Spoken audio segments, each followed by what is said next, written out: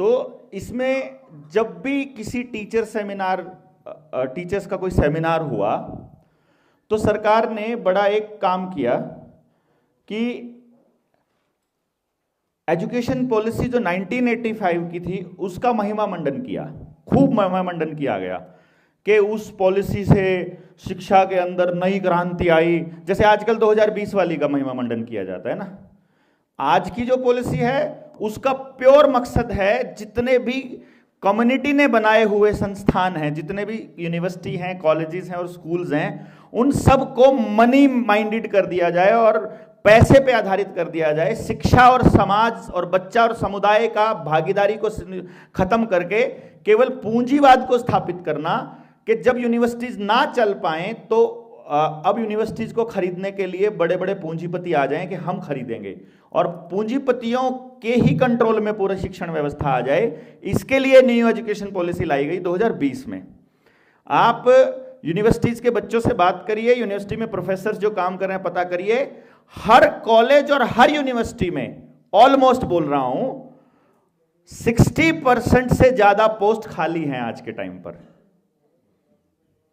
वो कहते हैं फंड्स नहीं है, और उधर नितिन गडकरी बोलता है हरामखोर कि मेरे पास फंड्स की कमी नहीं है सड़कें बनाने के लिए, है ना।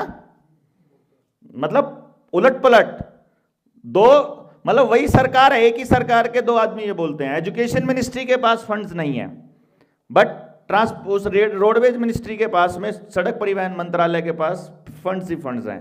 वो कह रहे हैं कि जाल बिछा देना है, बस धरती भी खोद देनी है, ऊपर से बना देना है, नीचे भी बना देना है, पक्का कर देना है सारा देश। तो ये जो 1985 की थी, एनईपी का मतलब समझ में आ गया ना। एनईपी का मकसद था, केवल इस एनईपी का मकसद है 2020 वाली का कि पूरी की पूरा एजुकेशन सेक्टर पूंजीपतियों को सौंपना है। बस सेल्फ फाइनेंस का मोड यही कहता है कि स्कूल अपने खर्चे खुद निकाले, कॉलेज अपने खर्चे खुद निकाले, यूनिवर्सिटी अपने खर्चे खुद निकाले। अपने खर्चे खुद निकालने का मतलब क्या है कि वो बच्चों से ले। पहले उनको कौन दे रहा था? समाज। जिसके बच्चे नहीं भी पढ़ते हैं पहले वो भी दे रहा था। वो जो पैसा सरकार देती है वो पैसा किसका है? समाज का पैसा है, वो सरकार का पैसा नहीं है। वो प्रधानमंत्री, मुख्यमंत्री या मंत्री परिषद में बैठे हुए लोगों का पैसा नहीं है, वो पैसा समाज का पैसा है। तो पहले वो पैसा समाज दे रहा था। तो सरकार ने एक प्रोपेगेंडा रचा कि ये कॉलेज अपने आप सेल्फ फाइनेंस मोड पे चलने लग जाएं। फलानी यूनिवर्सिटी भी तो चल रही है, फलानी भी तो चल रही है, तो तुम भी चला लो। तो उससे गरीब आदमी के पढ़ने का रास्ता खत्म हो गया। जेएनयू जैसी जगह पर भी इतने सस्ते में बच्चा पढ़ लेता था, अगर इंटेलिजेंट बच्चा है। डीयू में हो गया, चाहे इधर अपने यूनिवर्सिटीज हो गई, तो बहुत सस्ते में गांव का बच्चा पढ़ लेता था। अब नहीं पढ़ पाएगा, अब केवल पूंजीपतियों या एक लेवल से ऊपर का बच्चा ही पढ़ पाएगा। तो इसका तो मकसद ये है।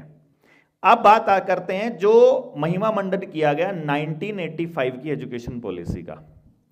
उसमें महिमा मंडन किया गया ब्लैक बोर्ड का, ऑपरेशन ब्लैक बोर्ड, और महिमा मंडन किया गया ऑडियो विजुअल एड्स। ये 2-3 चीजों के ऊपर मेरे ख्याल से जितने टीचर यहां बैठे हैं, कहें टीचर्स जो प्राइवेट या सरकारी, हाथ खड़े करो पूरा लंबा।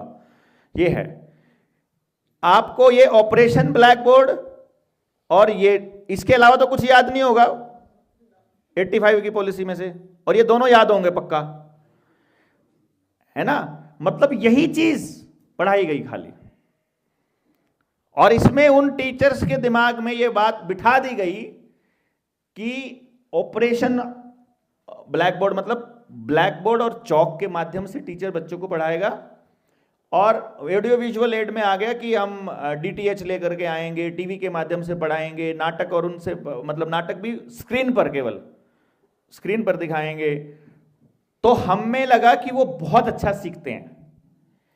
ऐसे ही जो आपने सवाल पूछा कि बच्चा अगर विजुअल लर्नर है, काइनेस्थेटिक लर्नर है, तो क्या वो टीवी नहीं देख सकता, या टीवी देखकर नहीं सीख सकता, या फिर उधर से नहीं सीख सकता? तो मैं आपको बता दूं,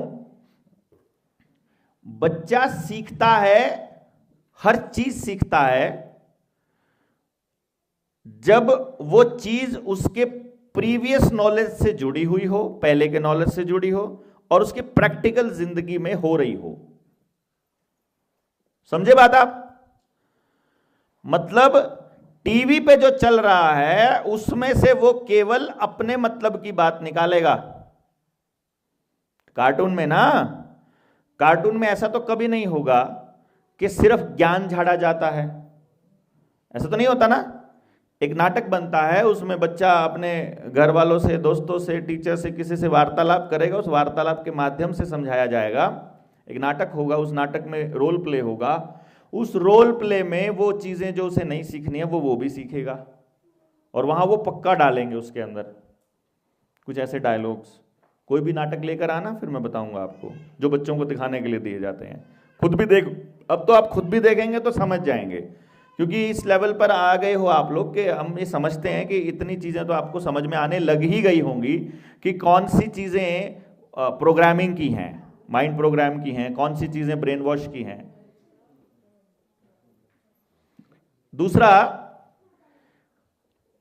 अब वो कह रहे हो कि टीवी नहीं देख सकता, और तो मैं आपको एक बहुत स्पष्ट लाइन यहां बता देता हूं सभी पेरेंट्स के लिए। टीवी, मोबाइल, टीवी के माध्यम से सिखाना एक ही मकसद है उसका, to kill the creativity and thought process of your child. सिर्फ एक ही मकसद है। उसमें कितनी ही ज्ञान की बात आ रही हो, वो आपके बच्चे की क्रिएटिविटी को बर्बाद करने के लिए ही है, बस।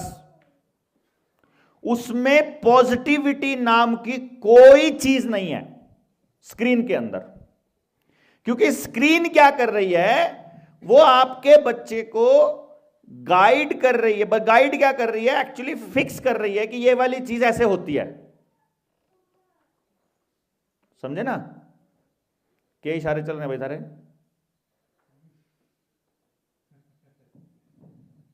मैं तो ना बताऊंगा। स्क्रीन क्या कह रही है, आपकी क्रिएटिविटी आपके बच्चे की उसको किल कर रही है।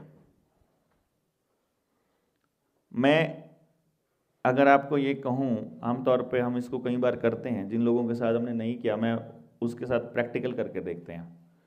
आप सारे लोग सीधी कमर कीजिए, बल्कि एक बार खड़े हो जाइए, एक बार खड़े हो जाओ, काफ़ी देर हो गई आपको खड़े हुए।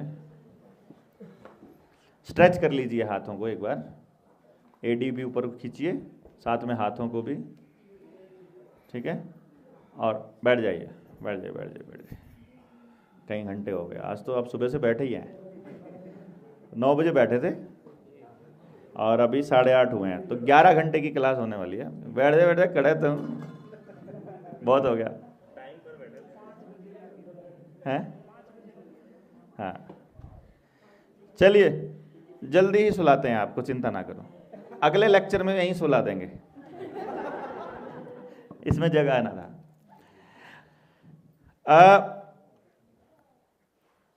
आंखें बंद करिए अब सीधी कमर करके, और आप इमेजिन कर लीजिए, जो लोग अपने घर में बैठे हैं वो भी देख लेंगे, वो भी अपने आप चेक कर लो, या इमेजिन करके देखना जो मैं कहूँगा, उसको आपको क्लैरिटी आएगी थॉट्स की।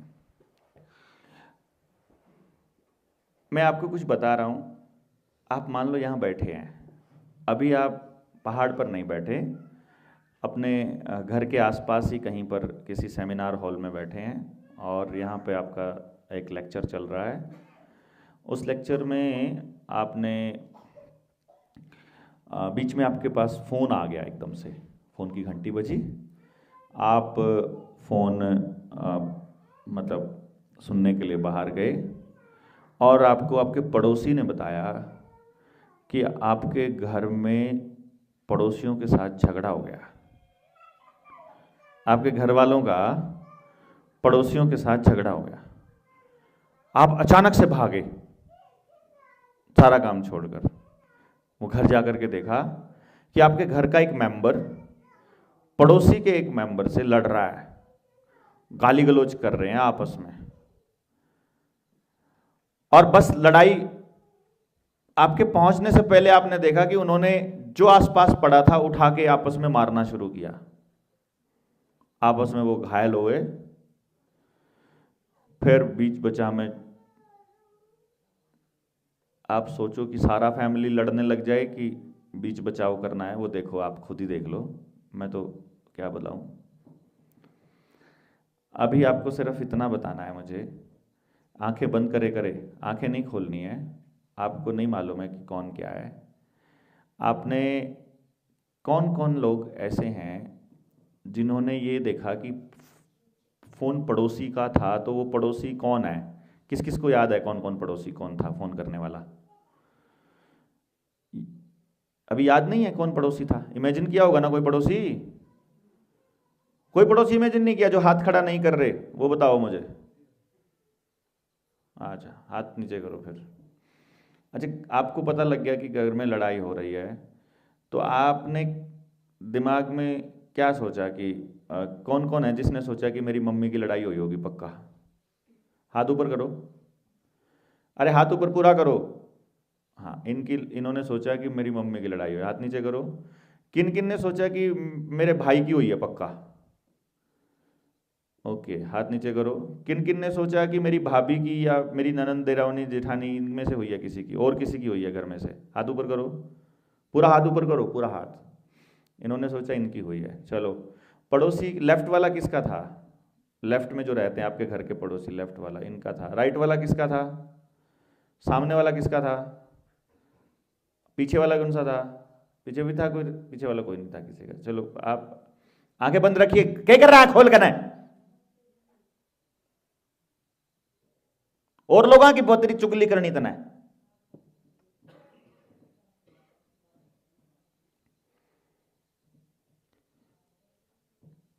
अब आपने ये देखा कि अच्छा, जब वो गाली गलौज के बाद में गालियां कौन सी दे रही थी? आपने कौन सी गालियां सुनी?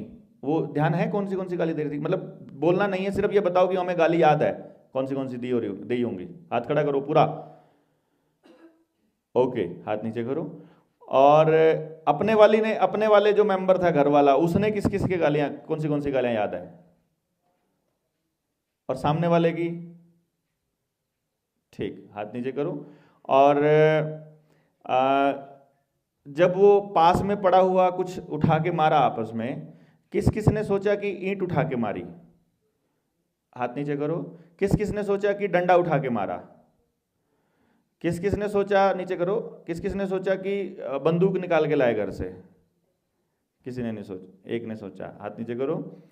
किस किस ने सोचा कि गंडासा चला, तलवार या गंडासा कुछ भी ऐसा हथियार, कोई दूसरा तेज धार हथियार? ओके, हाथ नीचे करो। कोई और हथियार दिमाग में आया किसी के? हाथ ऊपर करो। ठीक है, हाथ नीचे करिए। अब आप आंखें खोल सकते हो। अच्छा, आप एक बात सोचिए, अगर मैंने ये कहानी आपको बताई, इस कहानी में आपके पास कुछ भी इमेजिन करने का फ्रीडम था? मैं अगर दादी नानी बैठ करके बच्चे को कहानी सिखा रही है और उस कहानी के माध्यम से कोई मैसेज देना चाह रही है, तो बच्चे के पास उस चीज के बारे में इमेजिन करने का, सोचने का अपनी एक उसकी विजडम है ना, उसकी फ्रीडम है कि वो सोच सकता है। हथियार आपने सोचा, देखो कुछ डंडे ठा रहे हैं, कुछ लाठी ठा रहे हैं, कुछ ईंट ठा रहे हैं मार के, कोई तलवार चला रहा है, कोई बंदूक चला रहा है, मतलब अपने आप ही चला रहे हो आप लोग ना। मैंने तो नहीं कहा ना आपको क्या चलाना है। तो कहानी अब अगर आप सुना रहे हो, तो आप उस बच्चे की इमेजिनेशन को, यानी आपका बच्चा अगर किताब पढ़ रहा है और कहानी सुन रहा है, तो वो इमेजिन कर सकता है जो वो चाहे और इमेजिनेशन बढ़ेगी उसकी। लेकिन अगर टेलीविजन पे आपको दिखा दिया कि कौन आदमी था, क्या गाली दी थी, कौन से हथियार से मारा था, आप तो छोड़िए, मैंने आपसे सवाल नहीं पूछा, लेकिन मुझे यह बताइए, क्या आपने इतना भी इमेजिन कर लिया था कि आपका घर वाला मेंबर जो लड़ रहा है उसने कपड़े कौन से पहने हुए हैं? इमेजिन करो, देखो, खून से लथपथ भी देखा किसी ने लगने के बाद? ये देखो, मैंने तो बात ही नहीं करी थी उन बातों की। मैं ये आपको ये बता रहा हूं कि कपड़ों का मैंने जिक्र नहीं किया, फिर भी आपने डिजाइन बना लिए उनके हैं। खून का तो मैंने जिक्र ही नहीं किया था कि आप फूट गए हो, कि कट गए हो, कि क्या हो गया है। और मेरे को अस्पताल में ही बचा दिया होगा किसी ने, तो बचाया था किसी ने।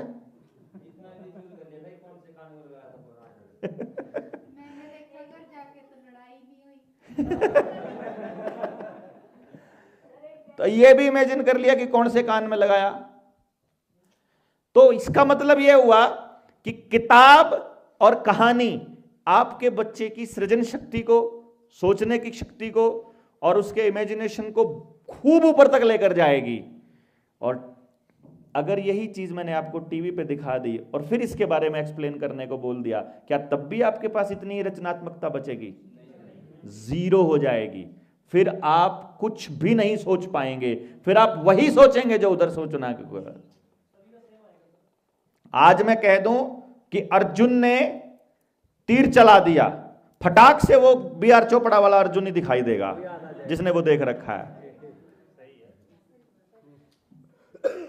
राम 24 घंटे हमारे राम राम राम राम भाई अपने बैलों को हाथ लगाता था किसान, ले भाई राम का नाम, राम बरस गया, राम ने आंधी चला दी, राम मचल गया। राम तो आज साफ दिखे भाई, आसमान भी राम, वो भी राम, राम राम जय राम जी की 24 घंटे राम राम था। जिस दिन उसने वो रामानंद सागर ने संघ से पैसा लेकर के जब वो यह रामायण बनाई, उस दिन से राम वो अरुण गोविल हो गया, दारू पीने वाला, दारूबाज आदमी। उसको राम मानने लग गए लोग उसके चरणों में पड़ जाते थे जब वो चलता था। वाहियातपना, मतलब मैं आपको इमेजिनेशन की बात बता रहा हूं, आपको वही दिखाई देगा जो उसने बोला अपने पिताश्री को, जो उसने किया आपको लगेगा कि वही था बस राम, और उसने वही किया, वही दशरथ था, ऐसा ही दशरथ। मतलब कहने का मेरा भाव समझना है आपको। यदि ऑडियो अगर आपका स्कूल में टीचर ने बता दिया क्या करना है बोर्ड पे, और आपको टीवी ने बता दिया कि ये ज्ञान है, वो ज्ञान जीरो है, वो आपके बच्चे को जीरो बना रहा है, वो आपके बच्चे को खत्म कर रहा है। तो अगर आपको अपना बच्चा बचाना है तो जितनी घर में स्क्रीन पड़ी हैं, एक दिन वो सब मिलके आंदोलित होकर तोड़नी पड़ेगी। आपको सारे टेलीविजन ला के एक दिन ग्राउंड में इकट्ठे करके 1 लाख टेलीविजनों में आग लगानी पड़ेगी, तब जाकर बात बनेगी। तब विचार जाएगा ये इस लेवल पे। आज हम भी इसको यूज कर रहे हैं, हम आज भी इस मोबाइल का इस्तेमाल, पर एक दिन हम अपना एक समाज बना लेंगे, तब तक उस समाज तक पहुंचने के लिए हम इसका इस्तेमाल कर रहे हैं। जिस दिन हमारा वो समाज बन गया और हमें फिर बाकी लोग आना चाहें हमारे समाज में तो आ जाओ हमारी व्यवस्था में, जिसने नहीं आना है वो भाड़ में जाओ। हम इस व्यवस्था को पूरी तरह से खत्म करके अपने वो सृजनात्मक बच्चों को वो फौज तैयार करने वाले हैं जो अपना पर्पज है। और उसके लिए अपने घरों में तो जितने मतलब ये सामान होगा ना, उस सब का पब्लिक को ये बताना है कि ये नहीं चाहिए, ये किलिंग मशीन्स हैं, they are killing our kids basically. तो अपने बच्चों को यदि बचाना है तो ये आपको करना पड़ेगा। This is the only way. तो ऑडियो विजुअल एड समझ में आ गया जी, इनका रोल समझ में आ गया। अभी तक के लिए इतना ही।